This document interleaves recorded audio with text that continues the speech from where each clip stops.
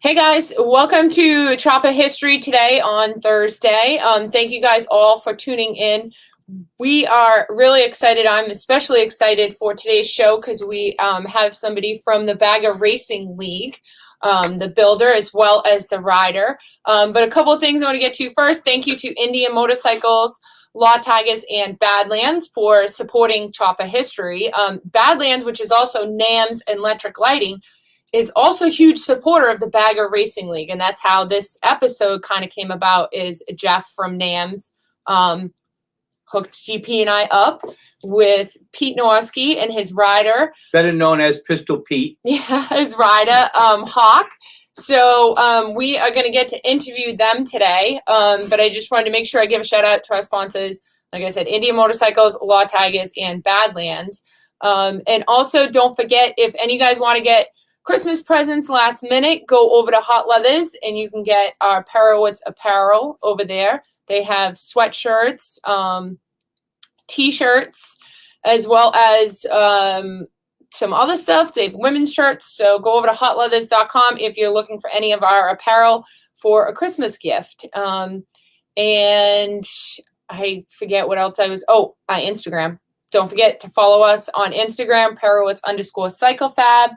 Mine is Jody Perowitz. DP's is D Perowitz on Instagram. That's where we try to post the most recent stuff. So if you guys want to stay tuned of what's going on in our shop, give us a follow on Instagram. Yeah, and I just want to say I usually have projects for sale. Right now I've got an 86 FXR project. It's kind of a basket case, but it's got a Leda spline shaft transmission. It's got an 89-inch Delcron motor in it. Actually, I just did the bottom end. It's all fresh. The motor doesn't need a rebuild. Basically, it's got everything pretty much fresh. It's got Jim's flywheels and Jim's I-beam rods.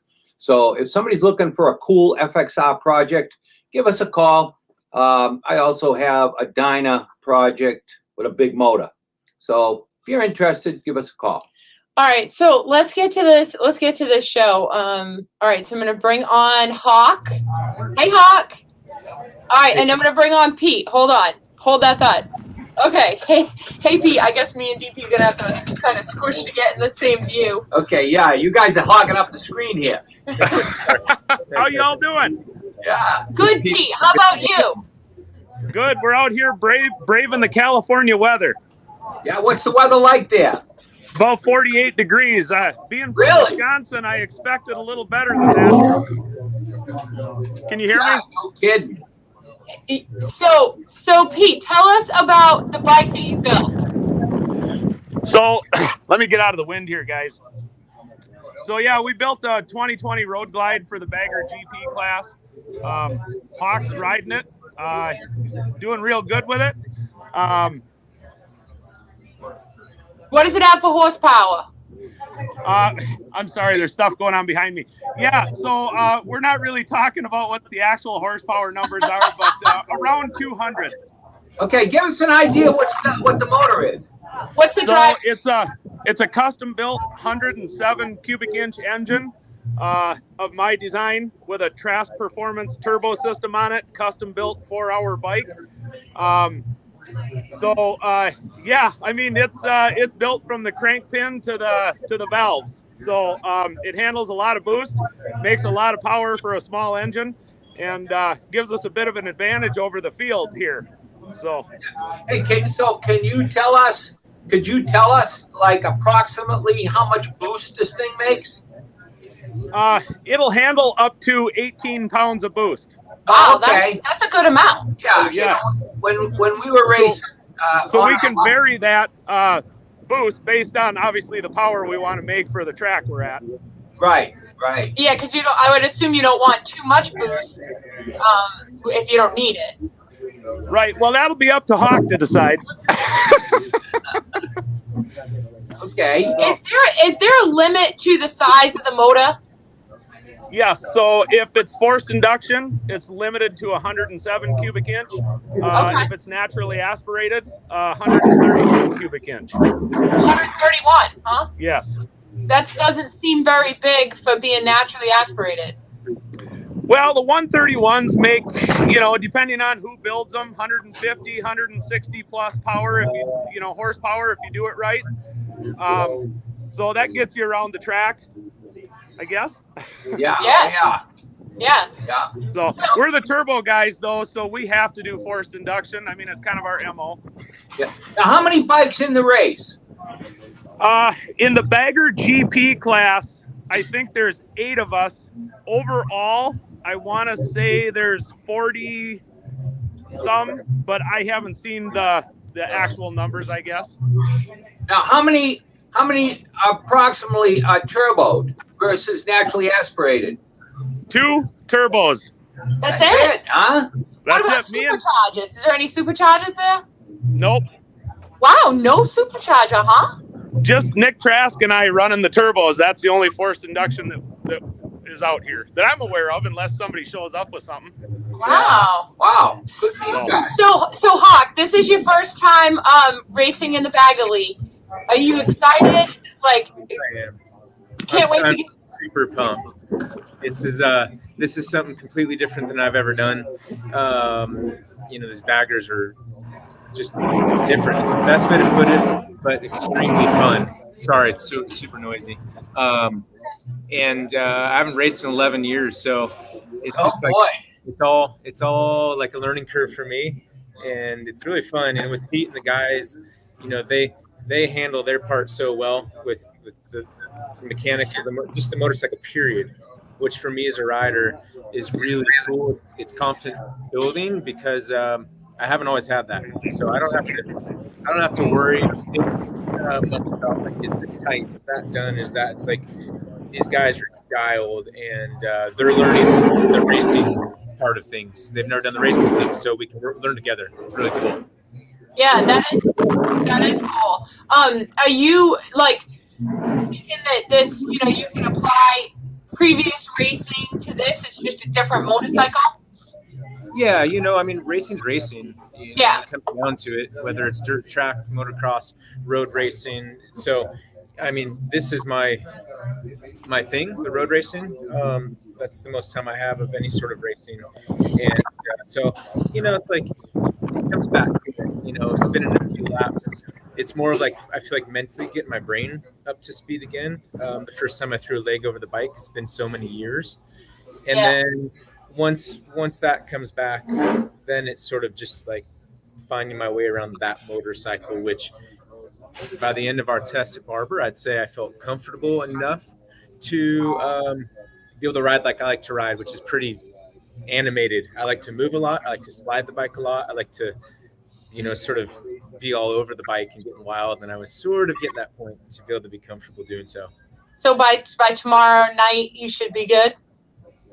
Yeah, we'll be dialed. Get some more seat time. What do you think about? I correct me if I'm wrong, but is this the first American V twin that you've raced? Yes. Ooh. What did you previously ride?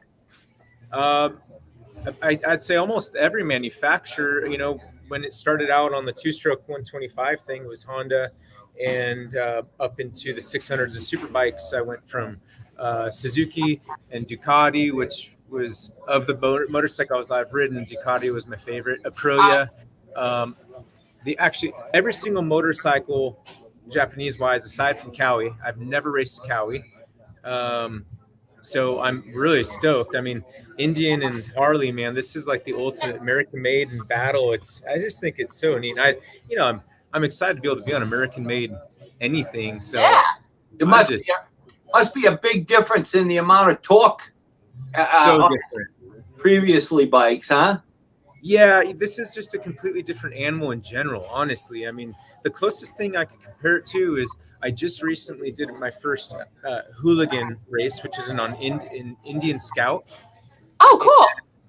I got the thing from Roland Sands. It was their build, and it'd been through the ringer. It's one of the old hammered ones, and so I went to race it. I had some electrical issues, but the power and torque of that thing is so gnarly, especially on dirt. And we raced on pave. At least it was like a good little intro getting on to Pete's bike. It had a similar sort of feel and vibe to it. And it's really cool. Is the bike once I got used to Pete's bike, they're really fun. I mean, it's a neat motorcycle. I think once we get it dialed, I'm enjoying it so far. And it's a very couchy feeling ride. I mean, everything on the thing is moving and sliding or flexing, or I don't know, like with Pete, I don't know what's supposed to flex or bend or move or not, but it does a lot of it. And you sort of got to just give it its head and let it do its thing, I think, which is, it's cool. Yeah, so where that's a newer bagger, I mean, those things are pretty comfortable as it is, that you're not throwing around a heavy, big bike as much as you would think. I mean, I know my Indian, my Challenger is so well balanced and just built that I never think that I'm on a huge bike. And I know that, the road guys are very similar, that, just because you're riding a bigger bike doesn't mean that it's harder to handle. Yeah, I've never ridden something this big. I honestly rode a Harley one time on the street when I was down in Los Angeles. I was lent a Harley to get around town, and it was intimidating, to be honest. I mean, I was scared of coming to a stop and tipping the thing over, But so for me, it's big. Honestly, it's still big feeling, and that's only because of coming from a sport bike. But in general, for what they've done to this thing, it's pretty incredible. It's a lot of work. I mean, compared to a sport bike. Yeah. But to hustle it around a track, I'm blown away. Like, they're not meant to do it, and these guys are making it doable. It's pretty spectacular. It is. It's very cool, and it's very cool that they're using American power, because that's what we're all about. We're all about American power. It's what makes us a living. It's what we love. It's what we do. So to see something like this happening is just so cool all around. And I feel as though it's good for business. It's good to get more people into it. And like yourself, you never really rode a Harley, an American power. And now here you are 11 years later racing an American built bike. It's pretty cool. Agreed. Yeah. It's sort of a bummer that, I haven't ridden something sooner that's American made, and I'm fortunate to have the opportunity now, and the Moto America and BRL have come up with this series. And I was thinking, what the heck, this is crazy, 2 years ago or a year and some ago when it was announced. And I went and watched Laguna Seca, and it was one of my favorite races to watch, because it's like, and I can't believe I'm doing it, honestly. It's like those dudes are nuts. It's like, screw that. You guys are crazy. And to watch it is really exciting. So they're bringing a new demographic that was needed into the sport. Yes. And then, there's nothing better than you get a bunch of Harley and Indian guys. I mean, and women, they're the real crowd too. They're the crazy ones. I love it. What do you think about the Sonoma track? So that's where the race is this weekend on Sunday, correct? Correct. Yep. This weekend's at Sonoma. It's the most physically demanding track there is on the circuit. There is every bit of elevation change, ups and downs, and G out points, fast stuff where the S's. I mean, your third and fourth gear wide open, trying to flick that kind of a motorcycle. Wow. So this, like I was telling Pete, if we can get the motorcycle somewhat set up for this track, that's going to be a really good sign, because we can go anywhere else and, sort of find our way. Laguna Seca is a similar thing in ways with elevation. So it's physically extremely challenging. What was your top speed at this? Because you've raced this track before, correct? Yeah, back in the day in superbikes. Mm-hmm. What was your top speed back then? I don't know. It's not that fast. The back straightaway, which is going up the end of the drag strip. Boy, I'm gonna say it's 170-ish. That's fast. Not that. Yeah, I mean it's quick, but it's not a real long straightaway. Yeah, but even still, you get into speeds. Obviously in the corners and certain turns, you're a lot slower, but still, that's a good speed. What do you think you're gonna hit on? Like, what are these baggers like? What is the average speed? What are they capable of? Yeah. Pete. Oh wait! Hang on. I muted you because we can hear. Okay, go ahead. Sorry. Go ahead. Sorry, You I have to mute him. the You wind. got to keep that guy on mute. We got a lot of stuff going on here, guys. I apologize. No, that's okay. I'm trying to duck in a corner here by the garage. There's trucks running and wind blowing, and no, the top speed we haven't radared the bike at top speed yet. It's on the list, but we're just we're working on one thing at a time, making it faster and more stable and better for Hawk, and we'll release the top speed results after Daytona, maybe. What do you think? Like, what do they think? Like the I don't want to say the top speed, but what would be like the average speed for these baggers? Like, are they going to be able to go 120 in that straightaway? Oh yeah. Not that fast. Jody, I'm not sure I can answer that question. I just don't have enough data. We have not collected speed data personally, Okay. and I haven't talked to anyone that has. Well, they're probably not going to share it with you anyway. Right. So we have full intention of collecting the speed data, and we just haven't gotten there yet. Okay. Is this the first race at this track? To my knowledge, this is the first race here. Yep. Yeah, that's what I kind of thought. So I guess there really wouldn't be much data on it anyways. Yeah, the only thing we would maybe do is have comparables from other tracks and stuff like that. But again, I'm not sure. I don't know. I know what I think, but I just don't know where we're going to end up. So I'd hate to say something and put my foot in my mouth. Yeah. Now, if there's 8 bikes in your class, how many Harleys, how many Indians? I don't know, Dave. I just looked at the one of the sheets this morning, and I found 8 GP entries, and that was basically all I looked at this morning. I didn't get into the nitty gritty of it yet. Yeah. Now, are you guys a sole team, or are there group teams, or how's that go? Well, we're an independent team. We are just running one bike. There's a lot of teams running multiple bikes, but I believe they're running the one rider with multiple bikes. Oh, okay. Dave there and Jody, there's a lot of moving and shaking in this Harley racing. Everybody knows that this is really early on in this sport, and we're growing and modifying and changing and trying to figure out what kind of things work, and how we can move forward the most efficient way possible. So there's a lot of guys trying a lot of different things, riding multiple bikes with multiple setups. I think everybody's trying to get the edge. In Utah, we ran a pro stock bike in order to collect data for our GP bike, and had the same rider on both. We elected to reel back to just one bike and focus on the GP bike and making that as good as we possibly could, I guess. But it's all time and money, right? Like, I can't do everything. Yeah, That's for sure. totally. Somebody asked, what is the average weight of the baggers?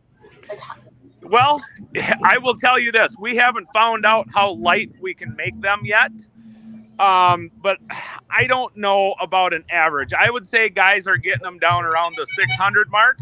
Okay, I was going to say 500, but okay. Well, I don't think they're getting down to 500 yet.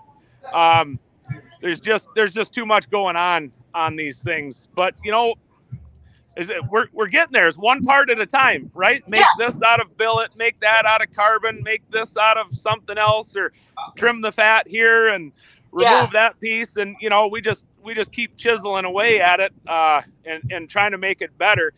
The main thing is getting the power there to get it around the track and getting it handling properly. That's the priority, at least for us. And then we can start shaving weight and dialing it in from there. What are you using for suspension? So we are using an Öhlins front of our design, the Nowaskey design. We did the trees, axles, all the adaptive components for the Öhlins inverted front that we use.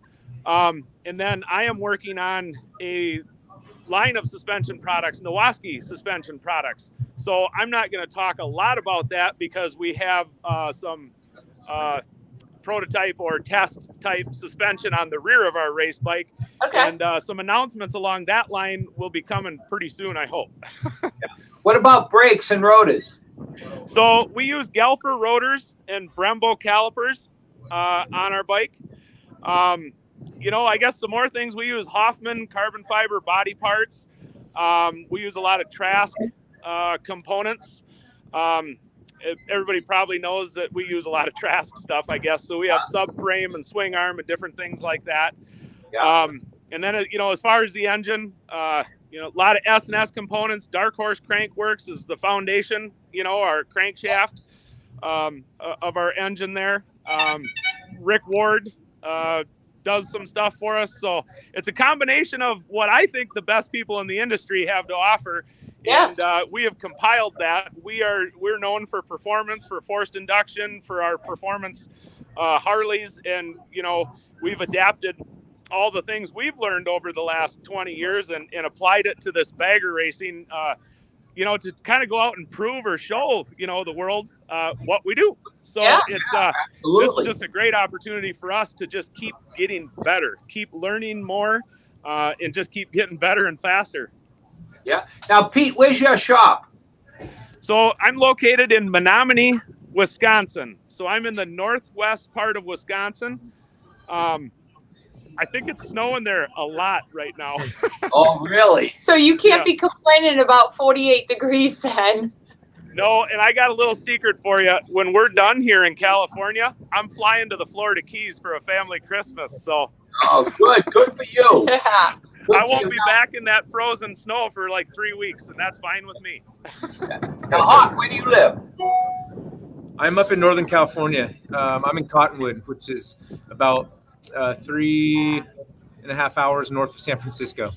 Oh, wow. You're way up there. By the Redwoods? Yes, sir. Yeah, the Redwoods are on the coast, and we're about 4 hours from the coast. So we're directly up the 5, which leads to Oregon. We're just 4 hours from Oregon or so. We're up here where people don't think that California even exists. Now, what do you do when you're not racing?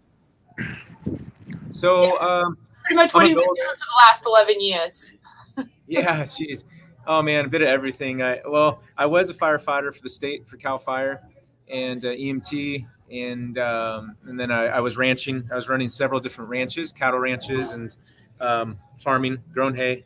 And so sort of jack of all trades. And as the recent, I've been building, doing mainly carpentry, but a bit of everything. And then now I've started 2 years ago. I started the Hawk Mazzotta Moto Camp. So I'm at least getting to do what I love and teaching others basically how to ride motorcycles. So when I Googled your name, that came up, the Hawk Moto Camp. Tell us about that. What is that?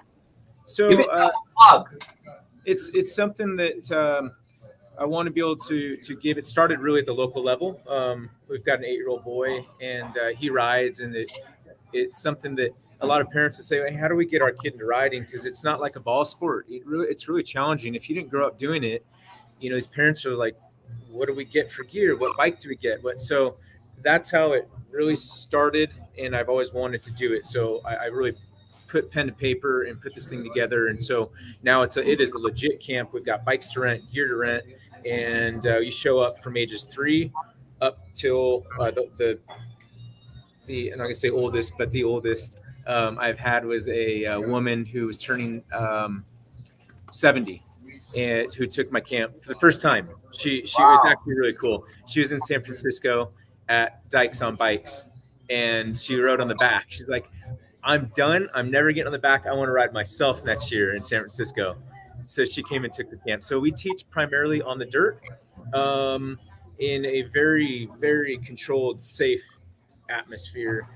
The tracks are, I explain it like a road race course on dirt. So we've got elevation, we've got jumps, and I have a TT track. I have a flat track. I will have a vintage track I'm going to be putting in soon, a kids motocross track. So I teach all ages, all skill levels from never ridden to pros, and we put on races. We have 2 different racing series for kids and adults. It's like backyard tailgate style, DJ, food trucks, vendors. It's Cool. Yeah, very cool. Yeah, it sounds like a fun time. How long is the camp? Like do you go for certain times or? Yeah, so typically they're day camps and they're 3 hours long. Oh, And then okay, so that's we perfect. will have like over the summer we'll have summer camps as well, which will be longer, and then we'll have like a week-long camp. And they're not actually overnight as of now. It would be really cool at some point to get infrastructure, get stuff set up to be able to have sort of a bunk bed setup where we can come Yeah, out like and do our cabins camp. and whatnot. Yeah, cabin style, and train hard. But for now, they're day camps. That's very cool. Is it on your property? It is, yeah. I'm on 21 acres in Cottonwood. It's flat farmland, so it's turned from farming into tracks. I was just going to say, so you got rid of your cattle for some dirt bikes? Yeah, and the horses, man, it's way easier horsepower. You just park and walk away. You don't got to brush it and feed it. Speaking of that, so Pete told me that you were a bull rider too. How'd you know that, Pete? Yeah, I did a short stint of it. Yeah, I was bull riding for a while and doing like Mexican charro shows, which is where we lived. It was sort of a local deal that I'd go get on bulls like every week. And man, I've broke my leg so many times. The last time I was on one, I got hung up and broke my leg again. So I'm too old. I'm 40 years old, and so that's no more of that stuff. Just racing motorcycles. It's much safer. Yeah, that's what I was gonna ask you, is if you got beat up a lot. Because I mean, those bull rides, man, they are tough. Gnarly. Yeah, those are some tough dudes. It's definitely the most exciting and challenging thing I've ever done in adrenaline. Just because it, like at least racing, for the most part, you're in control of what you're on. There's all the other guys. There's the mechanics to it. Things happen, but man, every time they'd open a chute, it's like you can know the bull. Those animals are smart. They get to know a rider. They get to know, and it's nuts. It's pretty it seems that way, and that's a good way of putting it. Where you don't know what they're gonna do. You can't control that. It's like Pete, like every time I was going out, Pete messing with something to let like something's gonna fall off the bike. It's like that for bull ride. Like you expect it to do something that is not cool. So that's what I was saying. It's a big part of this thing, and is really like having trust in the team. And I've been on outfits and teams that you got to question: is this tight? Is that tight? And man, as a rider, that is like, it's horrible feeling. So I love about these dudes is they are high and tight. And that's always good, because I mean, I have always in circle track racing, as well as the racing on the salt flats, is I have to rely on my team. I might be the best rider and that might be the best motorcycle, but if they're not doing their job too, that in turn is going to affect me. So you definitely have to have some confidence and trust in your team, and trust in Pete. And obviously you do, that Pete's going to fix every single thing he can and make sure that bike is safe and good for you to go out on. Absolutely. Yeah, it's a big team effort. That's for sure. I've really, I've learned over the years of racing, and that, like you said, you can be a great rider and you can train hard. You can do your homework as a rider, but the other part of it is, and I think it's getting worse, not worse and worse, but more this way in racing, is that if you don't have the money, you don't have the budget, you can only do so much, period. Yeah. And so when you've got that, or at least a portion of it, the other part is the effort. And that's what I've really seen in the short bit of time knowing the guys, is that they will put the effort in. Hey guys, I think it's making a noise. Hey, we'll tear the thing down. We're going to find out. Yeah. Versus, don't worry about it, ride it. It's like, oh man, that's in the back of my head. Is it going to seize up? I've had bikes lock up on me, and that's not fun. So Yeah. So far, it's really cool. We've sort of got the parts of the equation, like they're putting the effort. I know they're dumping money at it, and it's exciting for me. So, it's definitely on me to figure this out. Yeah, and so when we were talking earlier, and you kind of asked what I do, and I said I don't wrench or anything, but I make sure that I know a lot about the mechanics, because I think, coming back exactly like what you just said, is it's making a noise where you can say, and obviously you don't have that American V-twin background yet, but the more you ride it, the more you see them doing stuff to it, you learn about it, like you'll be so much better, like being able to help them diagnose things, because that's such an important role, because they're not on the motorcycle. They can't feel it. They don't hear it. They don't know it. And, data can only tell them so much. Whereas you can say, hey, it's coming from the transmission. there's something funky about it, or there's something coming from, it sounds like the front cylinder. And the more seat time you get and the more time you're in the pits and everything, I always feel like that's such a good thing to know the whole entire bike. Agreed. Yeah. I'm definitely not a wrench myself. I mean, I know how to work on things for sure, but Right. I try to watch the guys already. Like the one sound I did hear on the bike, man, they had that case off so quick, and I could see, all right, that's what that was. And so now I can, it's like I said, it's one more thing now. If I know that noise and I've got a very good ear for things and feel that, okay, I think that's that, or, that's what's cool. These guys they're on it, and they'll let me, even if I won't touch the bike. That's for darn sure. But I can watch everything they do. And the more I can watch, the more they explain.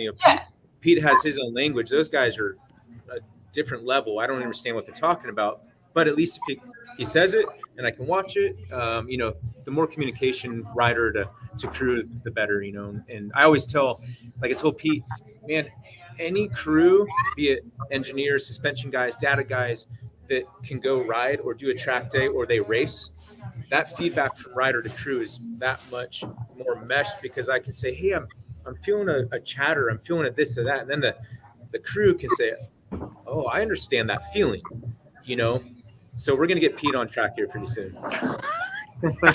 Yeah. Pete, do some laps. Hey, I can ride pretty darn good, right? But I don't know if I can hold a candle to these boys out on the track. I think I'd look foolish. Yeah. Hey, so Pete, I heard that if you win this race, you get like hundreds of thousands of dollars, huh? Yeah. Tell us about that. Yeah, tell us about the winnings. Hey, guys, I'd be happy with a C note here. Just something in my hand. Yeah. So is there what happens if you win, or is it the whole series? What do you get, a big trophy or something? Well, so here's the deal. So there's some sponsors putting together contingency money and contingency prizes if you win with their parts. Beyond that, I'm not aware of any big payouts or anything yet. And, and back to that, we're still kind of trying to develop it and trying to get sponsors in and get it moving here. So I hope there's some prize money in the future, but hey, we're just happy to be here and getting this going. We can relate. Believe me, all the racing that we've been involved in, especially Bonneville. I mean, Bonneville was so expensive to race in Bonneville, and it was all about just getting that little piece of paper that says you went 200. That was it. Hey, I want that piece of paper. Yeah, that's about all I got. But that piece of paper is gold.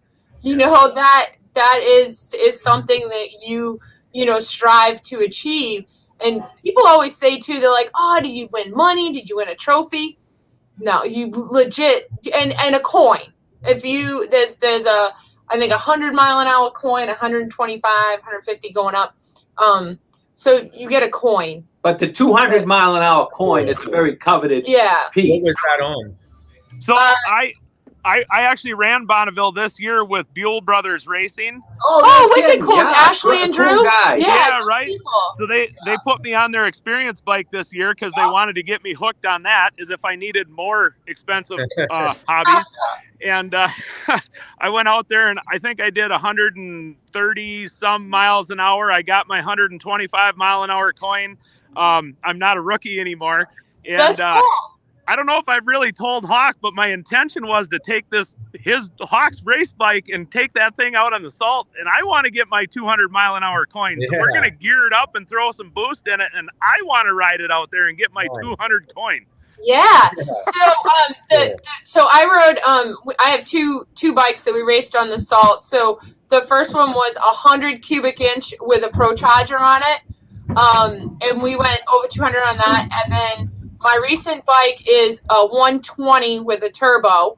And that one I went well over 200 as well. The 120 with the turbo, we got about 315 horsepower out of it. Yes. That's awesome. Yeah, so it's a beast. But the thing is with Bonneville is you can have all the horsepower in the world, but unless you can get it to the ground, it means nothing. Because, I mean, there's some high horsepower bikes out there that more than what I got, but they're not going 200. So it's all about getting it to the ground, and weight's a big thing. Like, heavy is actually good out there because traction is just such an issue, and you have to maintain the speed. So I mean, as you know, Pete, you have to. I'm assuming you went on the mountain course. So the short course, the close course. Yep. Yeah. So I race on the big course, which is 11 miles in total. Yeah. So you use up to 3 miles. Well, actually, you can use up to 3 miles is up to get up to speed. They clock you entering the mile, and then they clock you exiting the mile, and it's your average in the mile. So you have to maintain that speed for a mile. Yeah. So it's it's not like drag racing where it's done.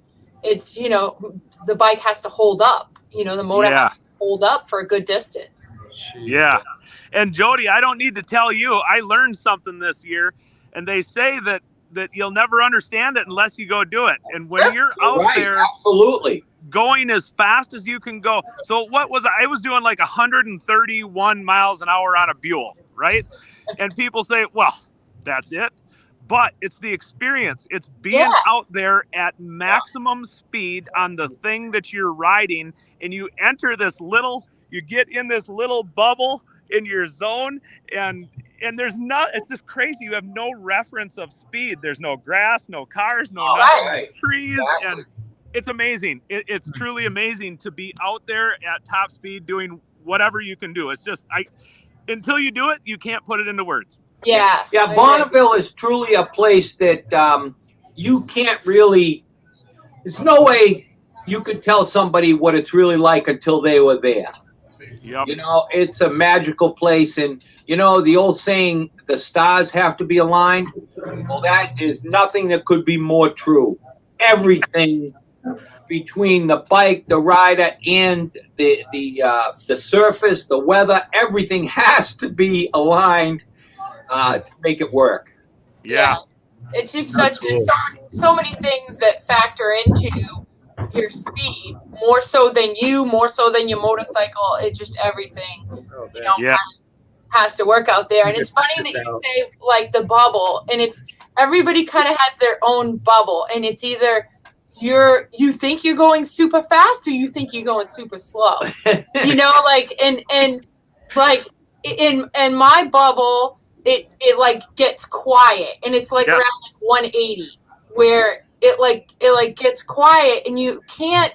I know I'm going fast, other than the only thing that I know I'm going fast is the wind. I can feel the wind, on my arms and like my hands a little bit. But other than that, when you're in that bubble, it's almost like quiet. So you don't really think like, holy cow, I'm almost going 200. You don't think that. And it's funny to hear you say it at 130. It's everybody has their own bubble. So Jody, nowhere else on the planet can you find peace going as fast as possible. Good point. Right. Good point. Yeah, absolutely. Yeah. So that's crazy. Good point. Yeah. Something else I wanted to mention, Hawk, when we were talking earlier, you were telling me about rain or shine at this track. So tell us a little bit about that. Yeah. So BRL is rain or shine. I remember mentioning to Pete early on, hey, maybe we should just find out if this is rain or shine, because it's a long trip to make out here if we don't race in the rain, because California this time of year, there's a good chance we'll have rain. And our past experience, at least with AMA, and I would think Moto America, is that this track is a non-rain race, period.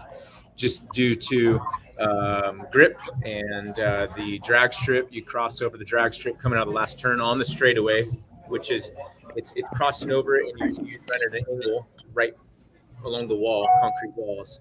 And there's several other places on the track that the walls they're just right there. So it was always deemed way too dangerous for us to race. But it's a go no matter what. So we will. It's supposed to rain Sunday. I've been watching the weather.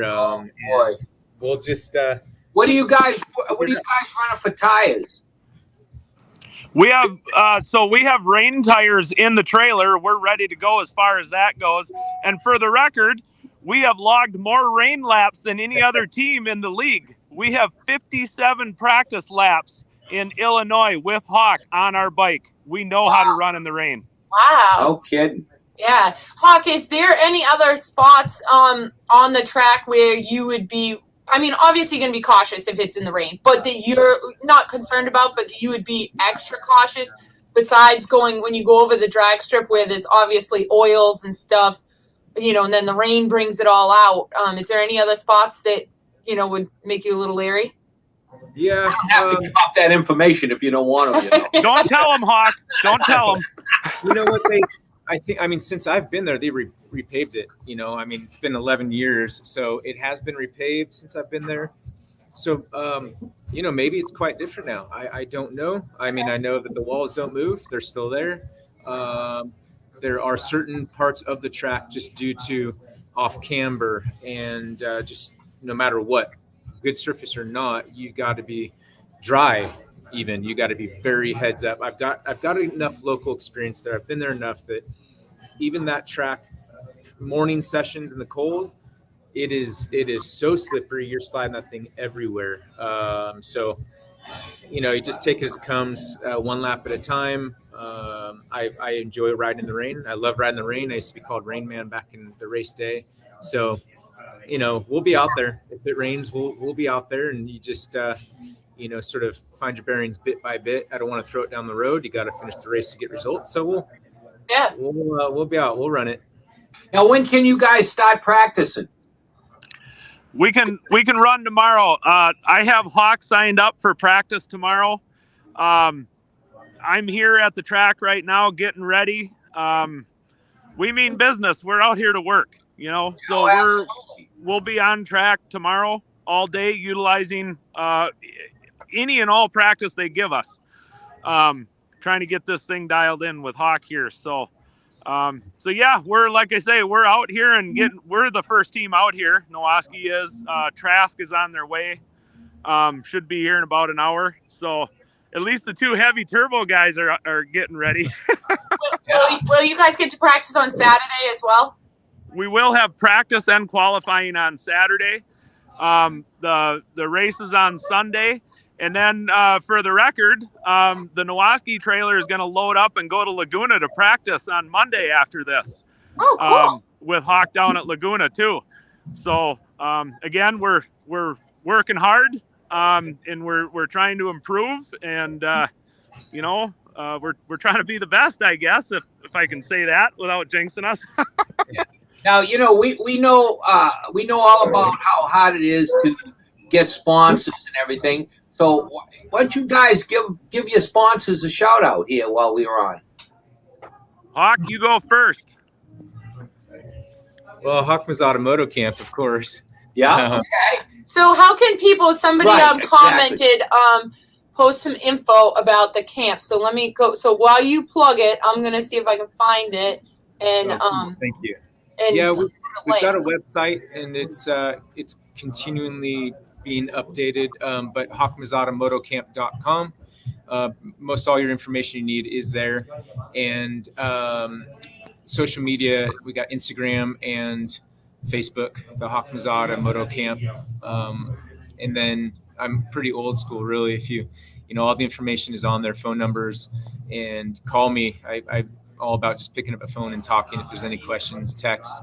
And we run all year long. We're a bit shut down right now with weather. I'm doing a lot of infrastructure work, but we will go all year long otherwise. And outside of that, we've got some big sponsors that just stepped on that are supporting me with my personal racing with Pete, Stewart Real Estate, and Akana Veterinary Services, which is my wife's business. She's a vet, and she's a huge support to this deal. And Just One, they're my new gear and helmet sponsor that just came on.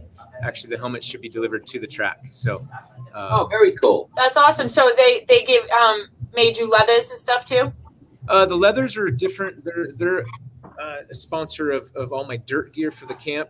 and both dirt and road race helmets. They're I think one other bagger team or rider is wearing them. We're the only ones in the U.S. that will have seen and even worn these helmets. So I'm excited. They're Cool. a beautiful helmet. I might have to send one out your way if you guys paint it. Yeah. Yeah. Hey, send it out. Yeah, you need something to stick out. I need something flashy like you showed me. Yeah, exactly. I would show it on camera, but I don't know if the person's watching. That Yeah, your guys' work is. I was doing a little research before. Unbelievable what you guys do out there. Well, thanks. Yeah. So neat. It kind of stinks because a lot of the stuff I do is like gifts, so I can't post pictures until they receive it, and Gotcha. then by that time I forget, and I'm like, I actually did a helmet. I finished it probably a month ago, and I didn't really post any pictures of it because stuff is always better in person. Pictures don't do anything justice, and so I try not to like post too much until somebody actually has it in their hands. And he finally got it yesterday or 2 days ago, and so I posted pictures of it, and I was antsy to post it because it came out wicked cool.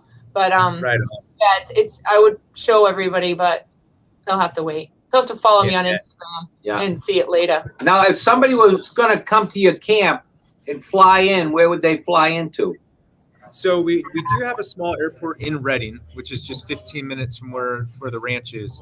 And that's super convenient. And I can pick them up, or Sacramento. And Sacramento is just over 2 hours away, and that's a big airport. San Fran's a little further from us, but Sac is the spot to fly into. And we've got a hotel just up the road that sponsors us, so they give discounts, and we will have students lined out for sure. Arrive and ride situation. Cool. And I just Great. posted a link to your camp on the Awesome. comment Thank you. section. I appreciate it. Very cool. Pete, do you want to plug? You want to plug some of your I do. sponsors? Yep. So I just want to thank a couple people if you all give me a second. So my primary sponsor and my best friend and teammate Matt Fisher owns Lane Tank Company. You'll see that on the side of our bike. Let me just see if I can get you in here quick. I just want to show you quick. Oh yeah. Oh, yeah. Yeah. Okay. So Lane Tank Company and Matt Fisher and my lead technician and the only guy that touches this race bike, Jake Belo. He's one of the best techs in the industry, and he manages my shop and again is the only one to touch this race bike. Outside of that, industry people, Trask Performance supports me so much. Nick Trask and the guys and his buddy Brian from Wisconsin as well, my friend too. And then S&S Cycle, Dark Horse Crankworks, Suburban Motors. Man, we just get a lot of help from industry people. I've been in the industry almost 20 years, so I made some more friends than enemies, I guess. That's good. Well,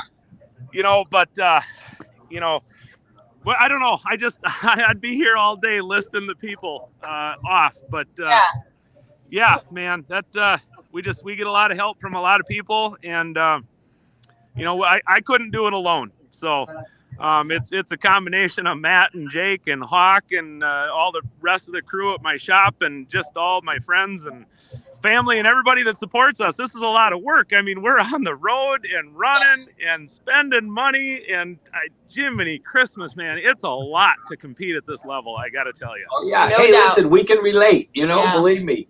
I will say that's partly a reason. I don't want to say why we kind of put Bonneville aside, but it was so much money that, and it takes up so much time that you kind of got to pick your battles. And, right now I'm huge into the antique circle track racing.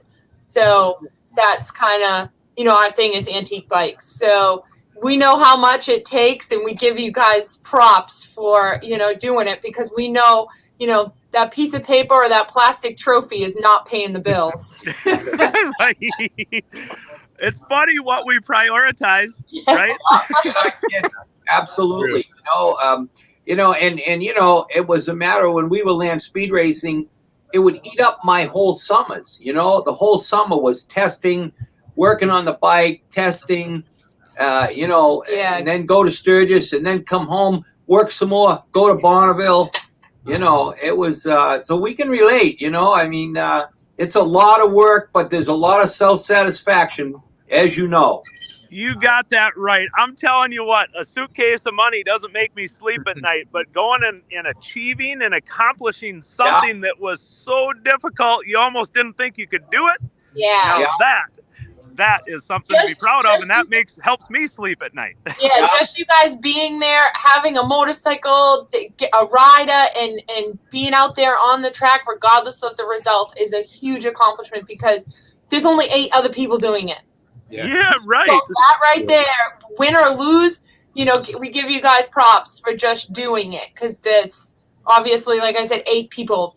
This is a big industry, and to only have 8 bikes out there, you know, which is still a good amount. So you got your hands full, Hawk. You gotta get out there. We want to see some good results. I got a little pressure on me, but I'm so stoked because I really do. I've got I don't know the guys that well, but I'm sure learning them quick, and I've got the best crew. They're just good guys. Jake is awesome, and Matt. I mean, they're just the most supportive guys, and they're here to do work, and that's what it comes down to. I mean, we want to win, period. And it's a learning curve, and there's a lot to learn. I'm not setting expectations too high for myself, although I always do, and I will because I'm a racer.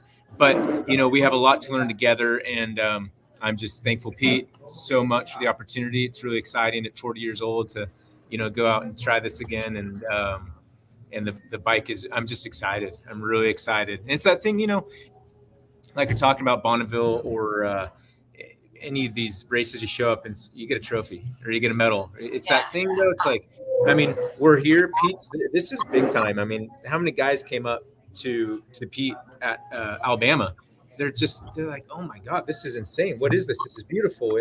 That's pretty cool. It's pretty rewarding, and that there are a very small percent in the nation here, and so I'm just stoked to be a part of it. I'm really fortunate, and you know, we get to go do what we love and achieve it together.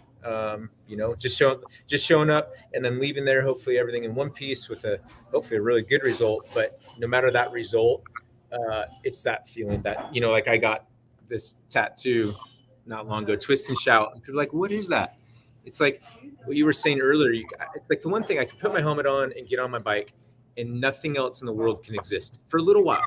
You know, all the worries, the stresses, the everything can go out the door. It's that like twist and just scream, and it's like, and we all get to experience that this weekend, you know? Yeah. Well, you're going to be experiencing it tomorrow. Yeah. Yes. Can't wait. You know, hey, win or lose, you always come out a winner when you're doing stuff like this. Yeah. True. Agreed. It's what we love, and Pete's doing what he loves, and man, it's pretty cool. I know he's excited. Very cool.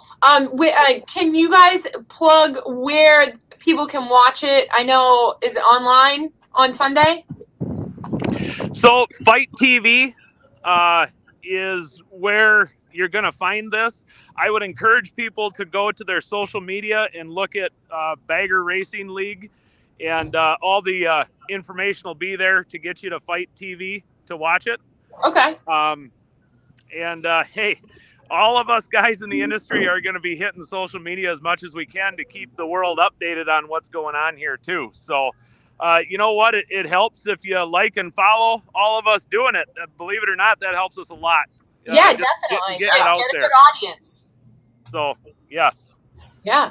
All right, cool. And I'll post a link on our page to the Bagger Racing League, so that people can go on that and like that, because the more followers, the more comments, the more shares, everything, the bigger this will get, and hopefully like a network will pick it up, which means more sponsors, you know, which in turn is good for the whole industry. So hopefully we can drive some more people, more audience to it. Jody, Dave, Hawk, you guys, everybody listening here, I truly believe this could be like NASCAR big. You cannot believe the attention and the people that are interested in this. It blows my mind, and how quickly it's ramping up and how willing people are to get involved in this. It's amazing. This can't be happening like this in not turn out to be huge and awesome. It just can't. It's destined to be awesome. So again, yes, like and share and follow. And the more people we get watching this and viewing it, the faster we do that, the bigger and better it's going to be. All right, yeah. Well, good luck. Hey, we'll, hopefully we can get out to watch one of these races. I mean, our schedule has been so busy and we do so much traveling. But, we'd love to get out and see this stuff firsthand and, be there, you know? We'd love to have you. And if you ever get out here, you just come through the pits. We'd be glad to walk you through and show you what we're doing. Definitely. Okay, that sounds good. All right. So, Pete from Nowaskey Performance, huge thank you for coming on our show. And Hawk Mazzotta from, what is it? Is it your whole name? Moto Camp? Hawk Mazzotta Moto Camp. Yep. Hawk Mazzotta Moto Camp. Thank you guys and good luck on Sunday. We will definitely be watching. Thanks so much, you guys. All Good right, luck, guys. Good to meet you guys. Look forward to meeting you in Thank you. person. Thank you. Ditto. Yeah. Right on. Oops. All right, guys. So that was our show for today. That was Hawk and Pete, who will be racing on Sunday in the Bag of Racing League. So go over to their Facebook page, Bag of Racing League, and you can click on links to watch it on Sunday. So they will be in Sonoma, in California, racing. We had a lot of comments. Yeah, so thank you guys for commenting and joining us. I guess I'll give you a sneak peek of next week. So next Thursday on our show, we're going to have Taylor Schultz, who is one of my favorite painters. He's on the West Coast. Really good artist. Just really cool guy, good artist. And then the following week, we will have Jolene from Nitrous Circus, who she is the coolest chick. The first girl to do a backflip on a full-size dirt bike. She is Travis Pastrana's sidekick. So that will be the following week, December 23rd. So Taylor Schultz next week, and then Jolene the following week, and then I get hopefully a museum the following week. So we have 3 good shows lined up. So make sure you guys share our shows with your friends. Tell them to tune in. If they can't tune in on Thursday at noon, watch it after. Comment, like, give us all that so it gives us more of a boost. And a shout out to India Motorcycles, Law Tigers, and Badlands. Thank you guys for supporting us and keeping Chopper history alive so we can bring you guys shows and interviews and more motorcycle stuff than you can imagine. I think that's it. You got anything else? No, I think we're good. So thanks for watching, and thanks for everybody that commented, and we'll see you next week. All right. See you later. Have a good weekend.